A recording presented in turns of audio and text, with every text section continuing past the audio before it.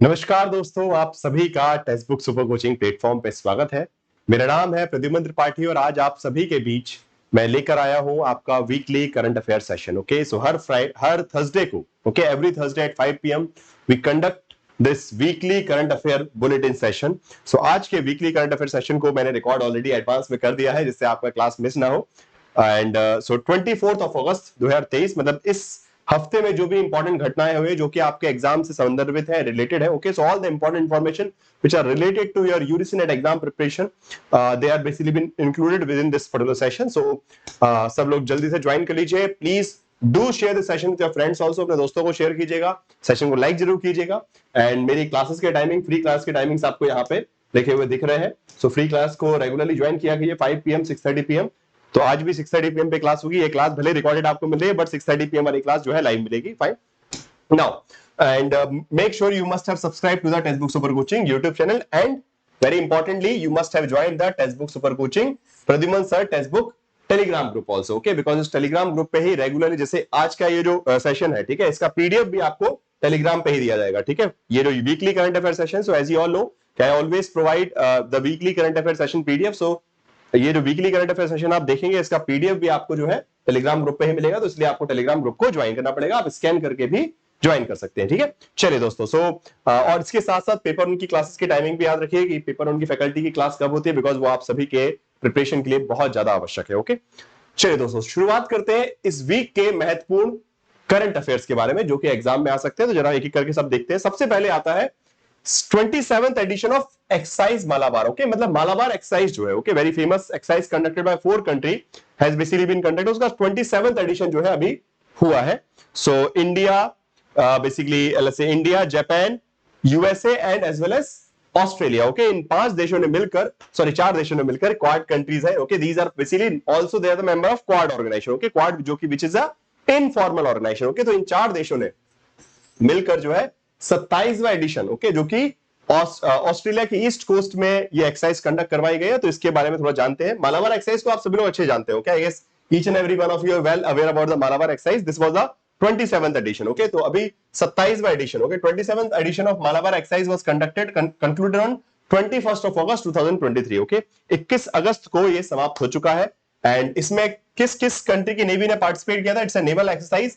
Indian navy, royal Australian navy, Japanese maritime self defence force and US navy. Okay, so ये 4 देशों की navy ने, okay, 4 देशों की नौसेना ने इसमें भागीदारिता निभाई थी।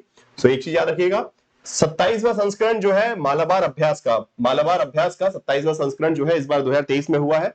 और भारतीय नौसेना, ऑस्ट्रेलियन नौसेना, जापान की समुद्री आत्मरक्षा बल सेना जो है, और बेसिकली अमेरिका की जो नौसेना है, इन सभी नौसेनाओं ने मिलकर इस अभ्यास को कंडक्ट किया। मिलिट्री एक्सरसाइज है and it's a naval exercise, naval military exercise. Now some important details regarding this particular exercise for the examination. Okay, exam में कुछ कुछ महत्वपूर्ण बातें, जैसे सबसे पहले मालाबार एक्सरसाइज स्टार्टेड इन 1992। ये स्टार्ट कब हुई है सबसे पहले पता होना चाहिए, एग्जाम में आ सकता है कि मालाबार एक्सरसाइज कब स्टार्ट हुई। 1992 में स्टार्ट हुई। स्टार्ट किसके? It's a bilateral exercise. Okay, starting में India and USA, US navy, okay, Bharat की और यूएस की नौसेना जो है इसमें भागीदारिता करते थे। Okay, so initially it was a military exercise, it was a naval exercise between Indian, okay, it was a bilateral मतलब द्विपक्षीय नौसेना अभ्यास था, भारत और अमेरिकी नौसेना के बीच होता था। बाद में in 2015, okay, in 2015 Japan joined this exercise. Okay, Japan ने ज्वाइन किया मालाबार एक्सरसाइज को and it became a trilateral exercise. Okay, so initially it was a bilateral exercise, then it became a trilateral exercise and now and then 2020 Australian Navy had joined the Malabar exercise and it became a quadrilateral naval exercise, and now all these 4 countries are also member of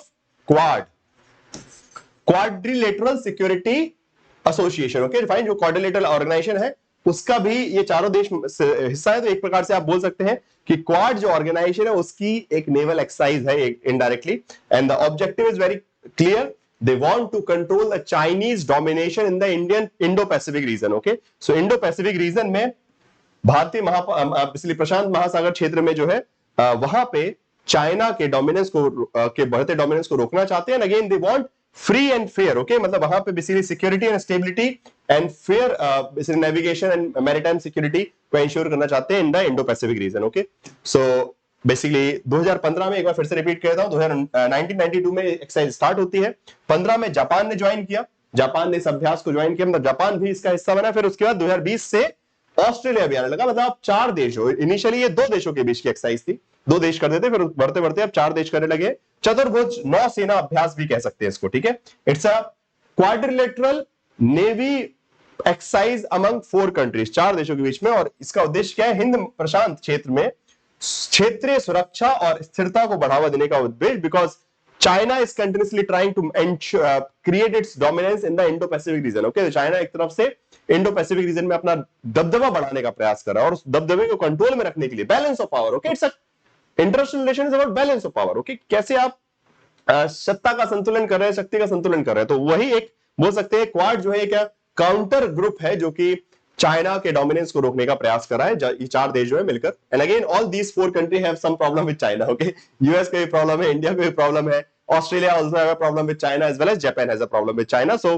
कहीं ना कहीं strategical alliance बनते यहां दिख रहा है। In future quad is going to be a larger organisation. Okay, now so I guess this information is clear. ये सबको समझ में आ गया होगा कि मालाबार अभ्यास क्या है, कब से स्टार्ट हुआ, इसका 27वां संस्करण अभी हुआ। ये कुछ बातें जो है एग्जाम के लिए इंपॉर्टेंट है। Okay, now next is brisk has introduced a new university ranking. Okay, नई यूनिवर्सिटी रैंकिंग सिस्टम को स्टार्ट करने जा रहे हैं ब्रिस्क देश। ओके, अब ये क्यों? Because as you all know कि BRICS is organisation which is counter to the world order which was favourable to the developed countries. Okay, तो एक तरफ माना जाता है कि जो पश्चिमी देश है, अमेरिका, ब्रिटेन, फ्रांस, उनका कहीं ना कहीं अंतरराष्ट्रीय व्यवस्था पे, यूनाइटेड नेशन पे एक दबदबा बना रहता है, और वो उसी उनके हिसाब से ही WTO या फिर आप वर्ल्ड बैंक सब सारी चीजें काम करती है, ठीक है।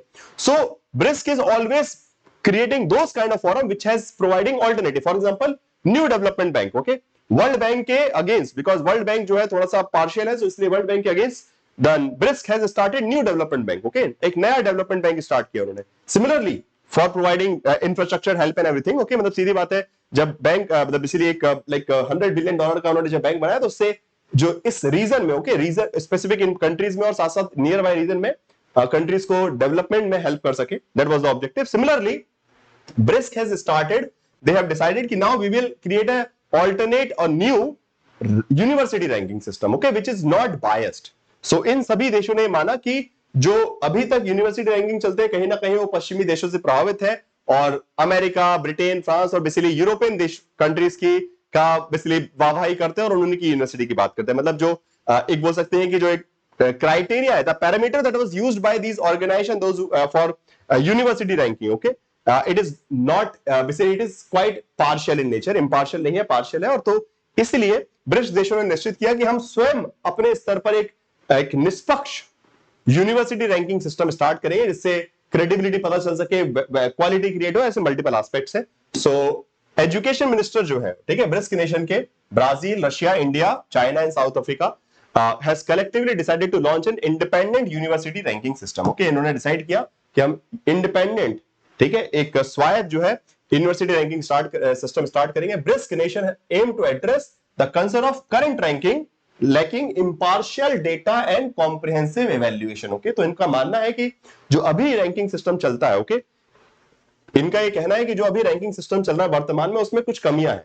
वो एक तो निष्पक्ष नहीं है, साथ साथ उसमें जो मूल्यांकन होता है वो कहीं ना कहीं कॉम्प्रिहेंसिव नहीं है, उसमें बहुत सारी चीजें कमियां हैं, और इसलिए उसको दरकिनार करते हुए they are trying to create an alternative ranking system. Okay, so the new initiative aims to encourage comprehensive and unbiased, ठीक है, unbiased data rectification and shortcomings of the current ranking system है, जो अभी यूनिवर्सिटी रैंकिंग सिस्टम में, मतलब अंतरराष्ट्रीय स्तर पे, जिसमें बताया कि भाई टॉप 500 यूनिवर्सिटी क्या है वर्ल्ड की, टॉप फाइव यूनिवर्सिटीज कहां से आती है। तो यूजुअली टॉप 5 यूनिवर्सिटीज में अगर हम बात करें तो हम यूएसए की यूनिवर्सिटीज की बात करते हैं, हम ब्रिटेन की यूनिवर्सिटीज की बात करते हैं, या फिर यूरोप की यूनिवर्सिटीज, बट उसमें इन ब्रिस्क जैसे देशों की यूनिवर्सिटीज की बात नहीं आती। तो चाइना ने भी ये इस बात पे पुश किया, specially this initiative was initially pushed by Russian government. Okay, Russia के जो मिनिस्टर थे उन्होंने इसको पुश किया, and then the other countries have supported this initiative. Okay, so Russia की तरफ से ये इनिशिएटिव आया कि हमको अपना खुद का एक अनबायस्ड बोल सकते हैं, एक निष्पक्ष यूनिवर्सिटी रैंकिंग सिस्टम बनाना चाहिए, जिससे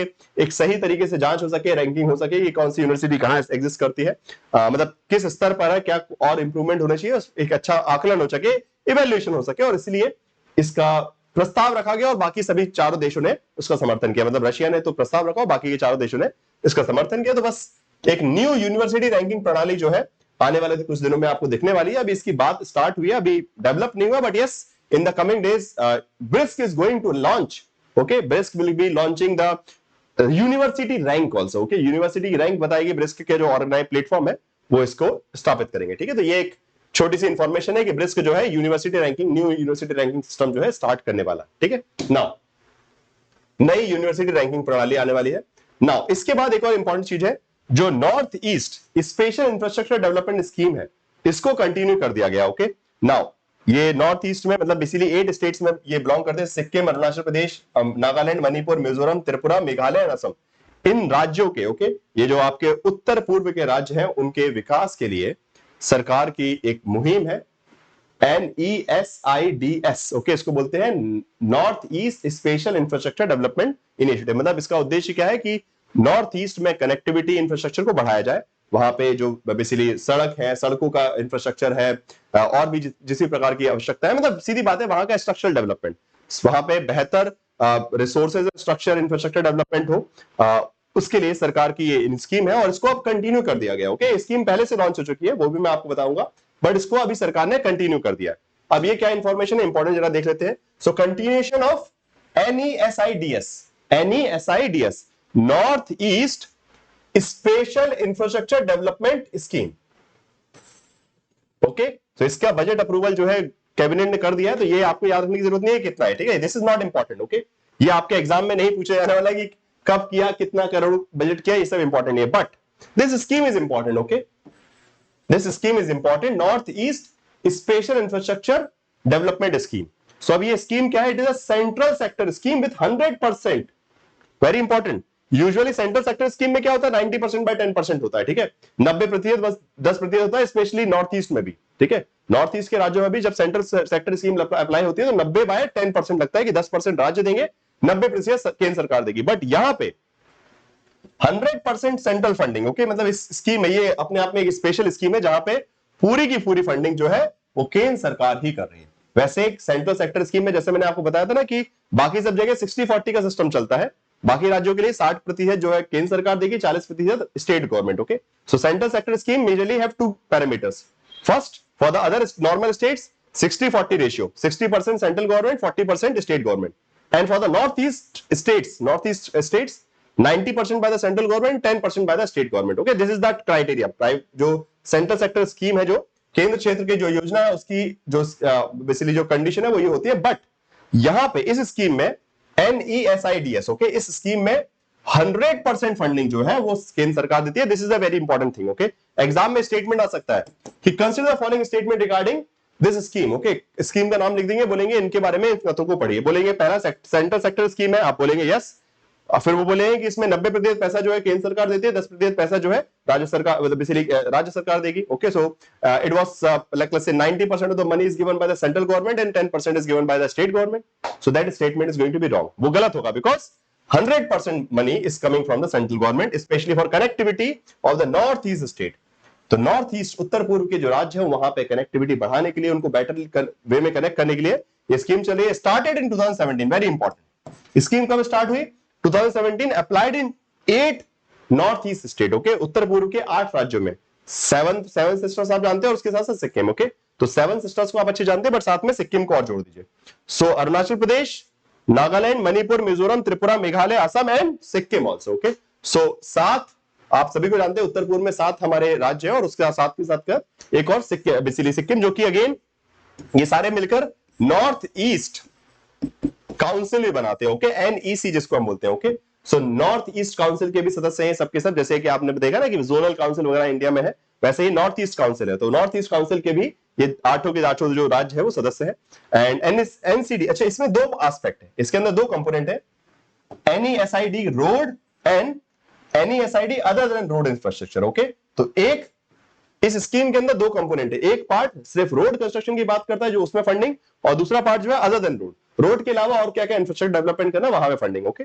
सो 2 एस्पेक्ट्स आर देयर, 2 कंपोनेंट है इसके, 2 घटक हैं। एक तो NESIDS सड़क, मतलब जहां पे सिर्फ सड़क विकास पर फोकस किया जाता है, जो फंड सड़क विकास के लिए जाता है, और बाकी का NEISEDS सड़क के अन्य बुनियादी ढांचे, सड़क से अलग अन्य बुनियादी ढांचे जो है उनके विकास के बारे में सरकार काम करती है। तो this is the north east basically basically क्या बोल सकते हैं, हाँ, नॉर्थ ईस्ट स्ट्रक्चर बेसिकली हाँ स्पेशल है, okay okay, north east special infrastructure development scheme.